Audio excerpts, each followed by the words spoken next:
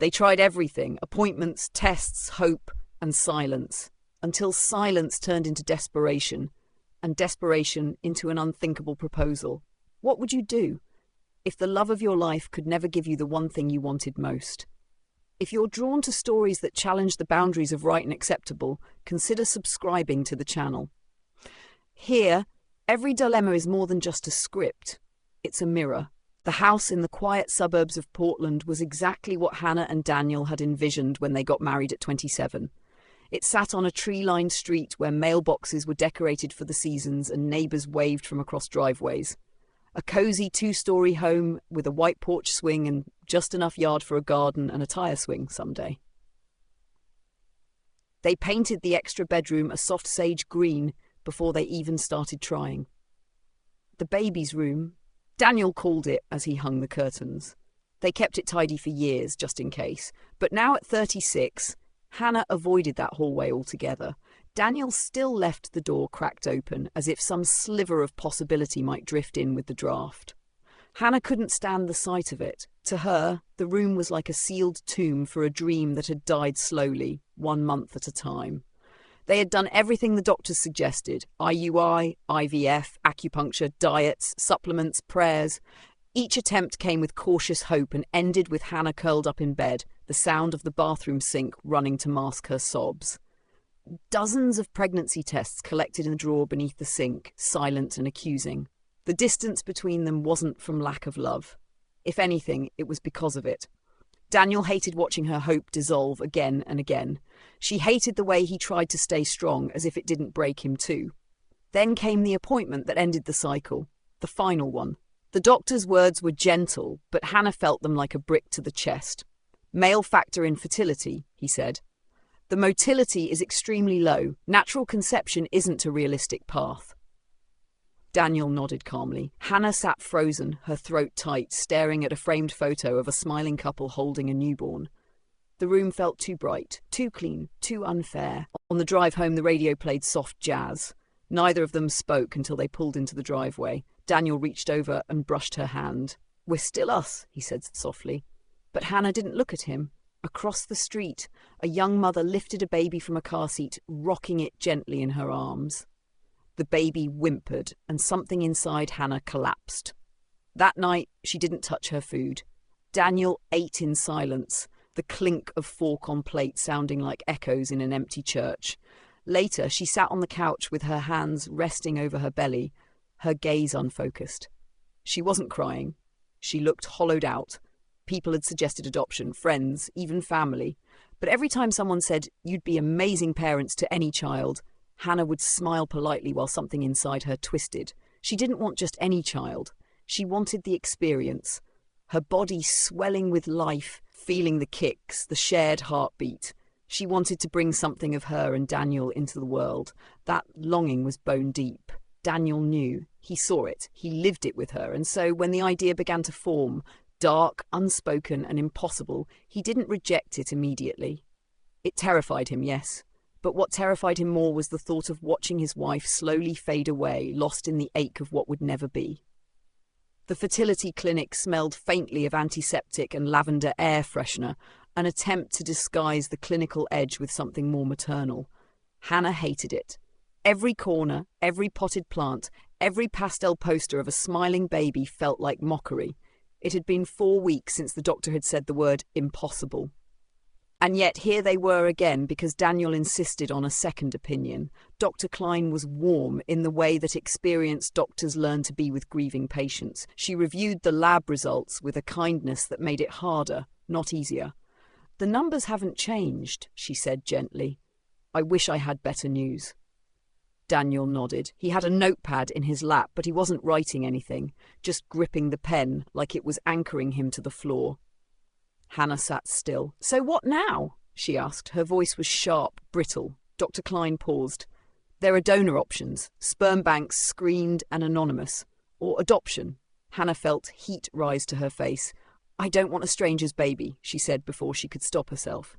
Daniel touched her knee, a reflex, but she pulled away. Not cruelly, just a signal, not now. Later in the parking lot, the silence between them was loud again. "I just wanted to hear it from someone else," Daniel finally said. To know we weren't giving up too early. Hannah didn't answer. Her eyes were fixed on the horizon, where Mount Hood sat shrouded in clouds like a sleeping giant too far to touch. She was running out of time. Not because of numbers on a paper, but because her body reminded her daily. Her friends' children were already in school. Baby showers had turned into birthday parties, and she'd become Aunt Hannah, always bringing thoughtful gifts, always smiling too wide. Back home, she stood in front of the green room again. She opened the door. Inside, it was just as they'd left it. An empty crib frame leaned against the wall. A dusty mobile sat unopened on the dresser. She walked in slowly, touched the windowsill, the baseboard. It didn't hurt like before. It was just numb. Daniel found her there hours later, curled in the glider chair, legs tucked beneath her like a child. She looked up at him. "I don't want to let go," she whispered. "I can't. Not yet." Daniel sat on the floor in front of her. His eyes were tired, but soft. "I know," he said, "so maybe we don't." That was the first time he said it. He didn't elaborate. Not then. But something passed between them, a shift, a space opening where the idea could live. It was reckless, unthinkable, but it wasn't fully formed yet. Still, Hannah knew. She knew by the way he looked at her that night, long after they'd gone to bed and lay in the dark, backs to each other. He was thinking it. And so was she. Daniel didn't bring it up again for 3 days. He went to work as usual, came home, made dinner. They talked about errands and weather and bills. But underneath the surface, the question lived between them, quiet and pulsing. It finally came out on a Thursday night when the dishwasher was humming and rain tapped against the kitchen window. Hannah was drying a plate when Daniel spoke. "I've been thinking about Aaron," he said. She turned, confused. "Aaron?" He nodded. "I mean, if we were serious about not giving up."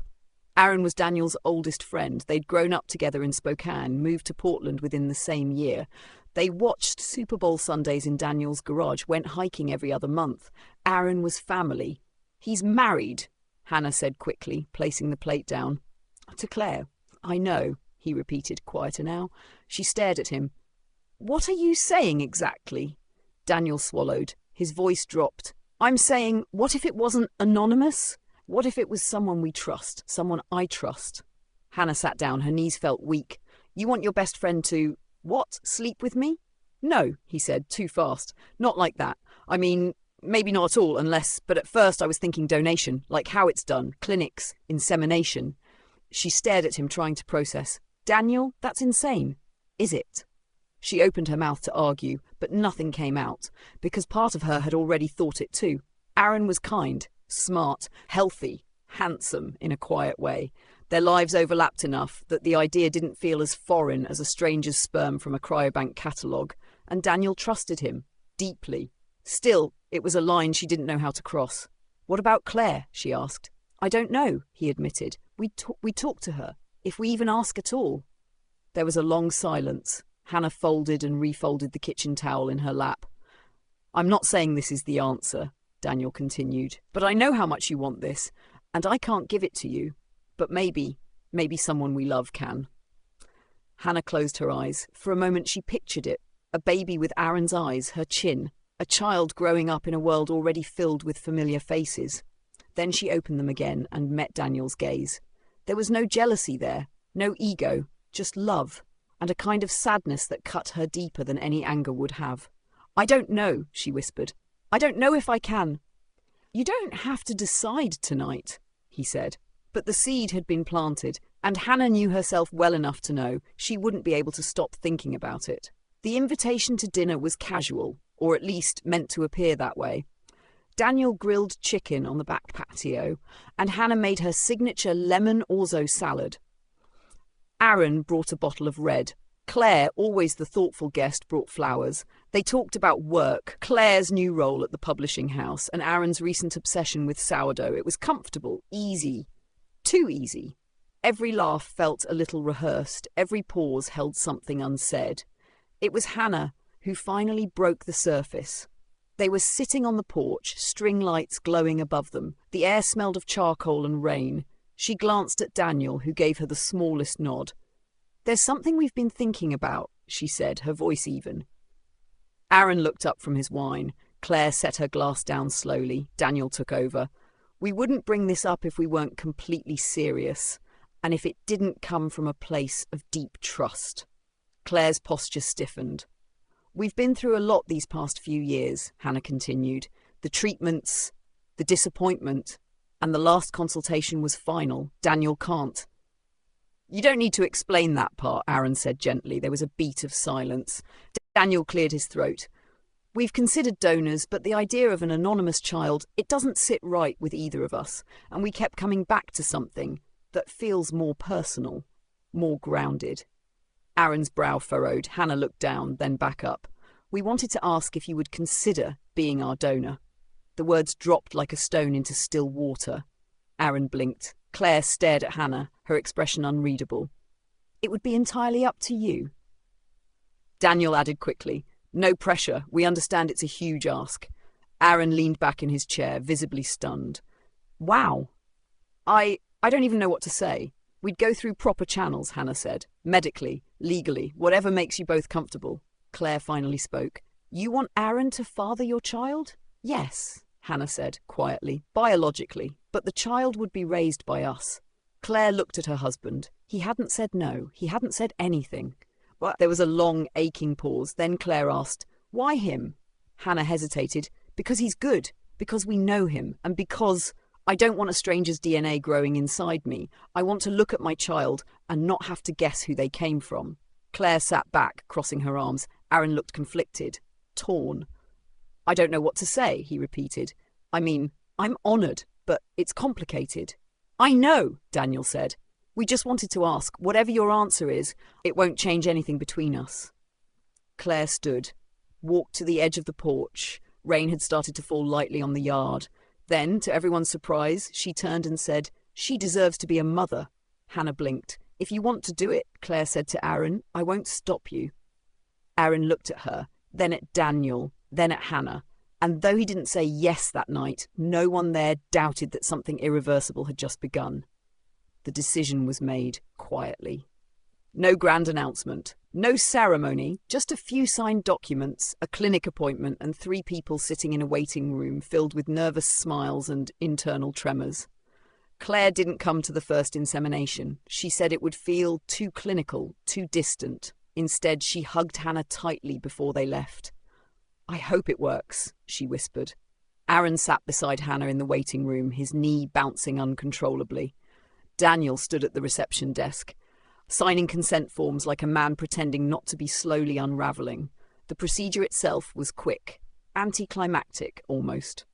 The doctor made a light joke to ease the mood, but no one laughed.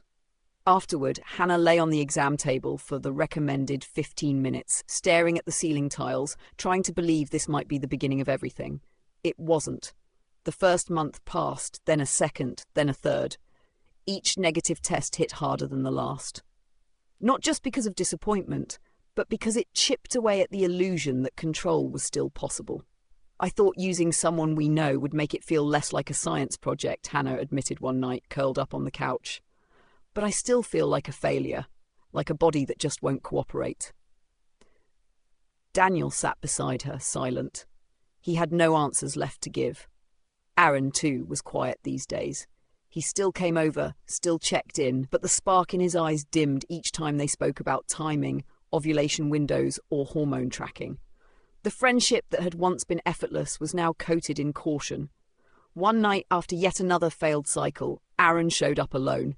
Claire was home with a migraine. Daniel had stepped out for groceries. Hannah answered the door in sweatpants and a faded college sweatshirt, eyes red from crying. I brought tea, Aaron said, holding up a thermos like it was a peace offering. They sat in the kitchen. She didn't talk much. He didn't push. Then, somewhere between the silence and the second mug, Hannah asked the question neither of them had spoken aloud. Do you think it would work if we just did it naturally? Aaron looked up sharply. Hannah, I'm not asking you to. Not yet. I'm just wondering. Maybe the clinical part is making it harder. He didn't answer right away. He was too careful, but she could see it in his eyes. The same question had crossed his mind too. I don't know, he said finally. I think, it would change things. Things are already changed, she said. Daniel brought it up that night before she could. "I've been thinking," he said softly as they lay in bed. "If the clinic isn't working, and if you're okay with it, maybe we try the other way." She turned to him, shocked. "You're serious? I want this for you. For us. And I trust him." She studied his face in the dark. He wasn't giving her permission. He was giving her love in its most painful form. "Okay," she whispered. And with that, the most unconventional chapter of their story began. They planned it like adults, with calendars, boundaries, and all the awkward diplomacy of people stepping into uncharted territory. No romance, no pretense. Just a shared goal, and 4 people trying not to fall apart. Claire insisted on one thing, transparency. "No secrets," she said, staring at Hannah across the table. "That's the only way this works." Aaron nodded. Daniel did too. The first night was quiet, not sensual, not cold, just strange. Aaron arrived after dinner. Claire had gone to her sister's for the weekend. Daniel stayed home, but not in the house. He took a long walk, earbuds in, trying to silence the thoughts. Hannah lit candles, not for mood, but to soften the clinical feel of it all. She wore a plain cotton shirt, no makeup. She didn't want to look seductive. She just wanted it to work. They sat on the edge of the bed first, hands in their laps. "Are you okay?" Aaron asked. "I think so. We don't have to." "I want to," she interrupted. "I just don't know how to not make it weird." He smiled, a small, sad smile. "Maybe we don't worry about that." What followed wasn't passion. It wasn't even comfort. It was 2 people trying to do something intimate with the weight of 4 hearts pressing on their shoulders.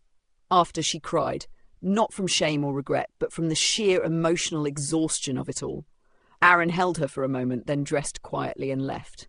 Daniel returned later, kissed her forehead without asking questions, and lay beside her in silence. They repeated the process the following week, then the next. The 3rd time, something shifted. It wasn't spoken aloud, but it was there, in the way Aaron lingered after, the way Hannah touched his arm when he stood. Something fragile and dangerous had taken root beneath the structure they'd all agreed on. 2 weeks later, the test was positive. Hannah stared at the tiny plus sign as if it had been carved into her future. She walked into the living room, trembling, the stick still in her hand. Daniel stood. Aaron was already there. She hadn't planned this moment. It just happened. "I'm pregnant," she said. Aaron exhaled sharply, like he'd been holding his breath for months. Daniel stepped forward and hugged her. She melted into him, crying. And for a moment, it felt like they had all won. But even in that joy, no one said aloud what they were all now thinking, that something had changed, irreversibly. Because what had started as a plan, measured, respectful, contained, was now growing into something none of them had prepared for. The pregnancy progressed quickly, or at least it felt that way. Maybe because they all had so much to figure out and so little time to do it. Hannah's body changed, and so did the dynamics in the group, subtly like tectonic shifts beneath the surface. Claire was the first to notice. It wasn't the way Aaron looked at Hannah that gave it away. It was the way he looked at the baby bump. As if it wasn't just biology anymore. As if something emotional had taken root with the cells. He went to every appointment, sat beside Daniel in the waiting rooms, asked questions, took notes. Claire didn't say much, but at night she lay beside Aaron in bed, her eyes open in the dark. "Are you okay?" he asked once. "Yes," she said, just watching everything. One afternoon, Hannah and Claire had lunch alone. It was unplanned. Hannah had come to drop off something, and Claire invited her to stay. They sat on the porch with iced tea and silence. "He's changing," Claire said eventually. Hannah set her glass down. "I know." "I thought I'd feel jealous," Claire admitted, "but I don't." "No?" "I feel proud. Strange, I know, but I do, like we're doing something bigger than just helping someone, like we're building something none of us really understands yet." Hannah didn't respond, but she reached out, placed her hand gently over Claire's. They didn't speak again for a long time. Meanwhile, Daniel became more present than ever. He read parenting books. He rubbed Hannah's back when the nausea hit. He bought a white noise machine for future use and tested it every night like a ritual. He called the twins our little team. That's how they found out. Twins. 2 heartbeats. 2 lives. The ultrasound tech smiled. "Double the joy," she said, unaware of how layered that phrase had become. Aaron cried when he heard. Silently but not subtly. He looked at the screen, then at Hannah, then at Daniel. Then he just leaned forward and covered his face. Later in the car, he whispered, "I didn't know I could feel this much and still not know what to do with it." Daniel, from the driver's seat, replied softly, "We'll figure it out." And they were, in their own way. By the end of the second trimester, something unspoken had solidified. They were no longer two couples. They were something else now. Something undefined, something real. And none of them dared name it, afraid that giving it a name might break the fragile balance they'd managed to build. The twins were due in 2 months when the decision was made. It wasn't spoken in a single conversation. It grew, the way moss does, slowly covering everything until it simply became part of the landscape. Aaron had started sleeping on the couch at Hannah and Daniel's house some nights after late visits or doctor's appointments that ran long. Claire, whose publishing job often took her out of town midweek, didn't protest. She trusted them, or maybe she trusted something deeper, the quiet truth that they were in this together now, in a way no one outside would ever fully grasp. Then came the storm. Literally, a windstorm knocked out power in their neighbourhood for 2 days. Claire came to stay, and once all 4 of them were under the same roof, sharing flashlights, blankets, and early morning coffee in the dim light of candles, no one wanted to leave. The conversation began the next morning. "We could do this," Daniel said quietly, sitting at the dining table. "Together, not just visiting, living." Claire looked up from her tea. "You mean move in?" "I mean, raise them, together, in one house." Aaron didn't laugh. He didn't flinch. He nodded slowly. "That's not the worst idea I've ever heard." Hannah sat still, her hands over her belly. The babies kicked, as if answering the question before anyone else. They talked logistics, rooms, schedules, boundaries. Claire would keep her home, at least at first. They'd merge things gradually. But the idea, once spoken, was irreversible. The whispers began soon after. Portland was liberal, open-minded, until something real disrupted the illusion of tolerance. The neighbours noticed first the frequent visits, the unusual parking patterns, the fact that Aaron and Claire hadn't been seen together as often. Someone asked Hannah at the grocery store if she was having help raising them. Another neighbour, trying to be polite, asked Daniel, "So you're the dad, or?" It reached family too. Daniel's sister called one night, her voice brittle. "Are you and Hannah okay? People are saying strange things." Claire's mother sent an email titled "Just Concerned," and yet inside the house there was peace. Aaron built cribs with Daniel. Claire painted a mural on the nursery wall. Hannah spent her evenings on the couch, feet propped up, heart full in a way she hadn't thought possible. The world outside didn't understand, but inside they did. What they had wasn't confusion, it was clarity. 4 adults, 2 babies, 1 home. Roles weren't traditional, but they were clear. Each person had a place, each child would have more love than most ever knew. They weren't trying to make a statement, they were just trying to build a life. The twins, Miles and June, arrived on a crisp morning in early October. Hannah's labour was long but smooth, and when it was over there were 4 adults in the delivery room, each with a different kind of tear in their eyes. Claire held June first, Daniel held Miles. Aaron stood beside Hannah, whispering, "You did it," over and over again. It was the beginning of a new normal. They divided the nights by schedule, not by biology. Daniel and Aaron rotated feedings. Claire handled laundry and appointments. Hannah, exhausted and euphoric, found herself surrounded by support and sometimes overwhelmed by it. At first it worked. The structure helped. Everyone had a role, and no one stepped too far outside it. But the heart is rarely content with roles. Claire noticed how often Hannah and Aaron ended up on the porch alone at night, talking in low voices. Daniel noticed how Claire spent more time at her old house, coming back quieter each time. And Hannah began to carry a new weight, gratitude that felt too big to contain. One night, as Daniel rocked June to sleep, Hannah approached him quietly. "Are you okay?" she asked. He nodded. "Just tired. I mean, with everything, with us." He looked at her, really looked. "I'm okay if you are." She didn't answer right away. "Sometimes I wonder," she said softly, "if this is still fair to you." "It stopped being fair or unfair a long time ago," he replied. "Now it's just real."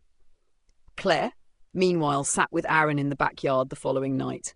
"You love her," she said, not a question. Aaron stared at the grass. "Not in the way you're thinking." She nodded slowly. "But you do." He didn't argue. Then she said something he wasn't ready for. "I'm not angry. I'm just tired of pretending this is simple." The next day, the four of them sat down again. Another meeting, like the ones they'd had before when everything was still theoretical. But now, there were babies in the next room. Now, there was history. "We have to decide what this is going to be," Claire said. "Not just legally, emotionally." They laid everything on the table, fears, desires, jealousies unspoken until now. No one yelled.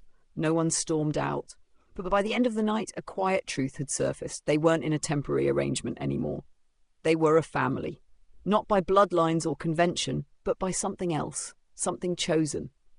The next morning, they made a new schedule, not because of efficiency, but because it gave them language for what they were all still trying to define. Roles, boundaries, rooms, love. Everyone had their place, even if that place was still shifting under their feet. Years passed. The house, once a bold experiment in shared parenting, slowly became something else entirely. A home. Not without complications, but rooted in a quiet rhythm that outsiders never quite understood. The children grew fast. Miles was fearless and loud, June observant and quietly stubborn. They called all four adults by their first names, not because someone told them to, but because that's how things had always been. "Where's Aaron?" June would ask when she woke from a nightmare. Miles spilled juice on Claire's book again, someone would laugh from the kitchen. To them, nothing was broken. Nothing was strange. It was only at school or with other families that they began to notice. "Why do you live with 2 dads and 2 moms?" a classmate once asked. June had shrugged. "We just do." When they were 8, a teacher invited the parents to a school event. 4 people showed up. The staff tried to adjust the name tags. Eventually they stopped trying. Daniel grew more paternal by the year. Not in ownership, but in presence. He was always there, the quiet constant. Aaron, too, remained a fixture. The lines between fatherhood and friendship blurred until no one could say where one ended and the other began. Claire went back to school and got her master's. She started writing essays, some of which hinted at their story, though she never named names. "Family," she wrote once, "is not a fixed shape. It's a decision made again and again, in silence and in storm." And Hannah, she got what she wanted. Not just children, but the experience of becoming a mother in every sense. Her body bore the proof, and so did the way she stood between her children at every school play, hands resting on their backs. But sometimes late at night she would wake and lie still, watching the ceiling, a question humming in the dark. Did she make the right choice? Not in choosing to become a mother. That part was always clear. But in what she agreed to keep hidden. Because one person knew the truth. She knew. The twins had never asked, and none of the adults had ever told. There was no birth certificate that told the whole story. No photo album that drew the connecting lines. Aaron was their biological father. But the children didn't know that, and they never would. Because in this family, truth wasn't about genetics. It was about love and showing up and holding space, even when the rest of the world asked questions with narrowed eyes and furrowed brows. One night, after the kids had gone to bed, the 4 adults sat on the porch, as they often did. Claire sipped her wine. Daniel stretched his legs. Aaron leaned back, eyes closed. Hannah spoke softly. "We did something impossible," Daniel smiled. "And it worked." "Did it?" she asked. Claire reached over, touched her hand. "Yes," she said, "and it still is." They sat in silence, listening to the night sounds. Somewhere inside, a child stirred but didn't cry. The house stood still, full of breath and memory. And the secret, the one they had all agreed to protect, remained where it had always been, untold. But not forgotten. If this story stirred something in you, consider subscribing to the channel. Every week, we dive into dilemmas that few dare to speak about, but many live through in silence.